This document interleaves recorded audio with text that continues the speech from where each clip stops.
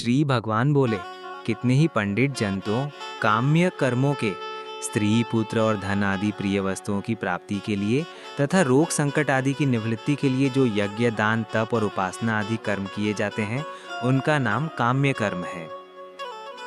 कि त्याग को संन्यास समझते हैं तथा दूसरे विचार कुशल पुरुष सब कर्मों के फल के त्याग को ईश्वर की भक्ति, देवताओं का पूजन, माता पिता आदि गुरुजनों की सेवा, यज्ञ दान और तप तथा वर्णाश्रम के अनुसार आजीविका द्वारा गृहस्थ का निर्वाह एवं शरीर संबंधी खानपान इत्यादि जितने कर्तव्य कर्म हैं, उन सब में इस लोक और परलोक की संपूर्ण कामनाओं के त्याग का नाम सब कर्मों के फल का त्याग है। त्याग को कहते हैं त्याज्यम दोषवदित्येके कर्म प्राहुर्मनीषिणः यज्ञदान तपः कर्म न त्याज्यमिति चापरे। भावार्थ, कई एक विद्वान ऐसा कहते हैं कि कर्म मात्र दोष युक्त हैं, इसलिए त्यागने की योग्य हैं, और दूसरे विद्वान ये कहते हैं कि यज्ञ दान और तप रूप कर्म त्यागने योग्य नहीं है। निश्चयं शृणु मे तत्र त्यागे भरत सत्तमा त्यागो ही पुरुष व्याघ्र त्रिविध संप्रकीर्तितः।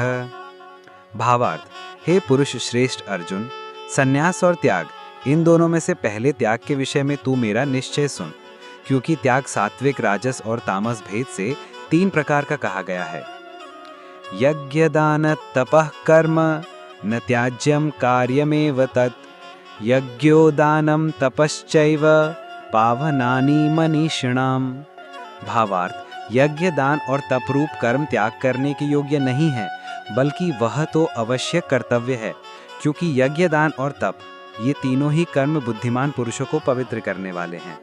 वह मनुष्य बुद्धिमान है जो फल और आसक्ति को त्याग कर केवल भगवदर्थ कर्म करता है।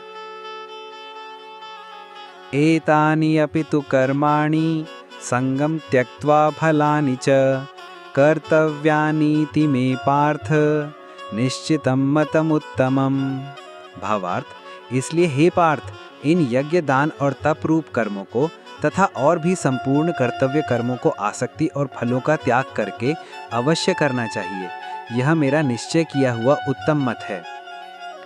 न नियतस्य तु संन्यासः कर्मणो नोपपद्यते मोहात् तस्य परित्यागः तामसः परिकीर्तितः। भावार्थ, निषिद्ध और काम्य कर्मों का तो स्वरूप से त्याग करना उचित ही है, परंतु नियत कर्म का इसी अध्याय के श्लोक 48 की टिप्पणी में इसका अर्थ देखना चाहिए।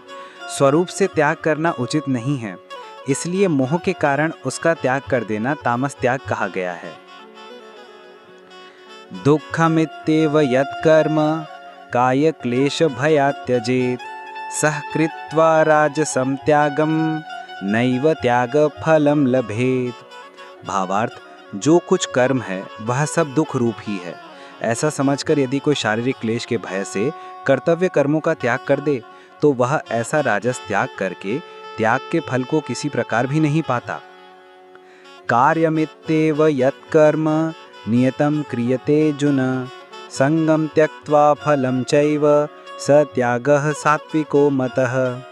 भावार्थ, हे अर्जुन, जो शास्त्र विधित कर्म करना कर्तव्य है, इसी भाव से आसक्ति और फल का त्याग करके किया जाता है, वही सात्विक त्याग माना गया है।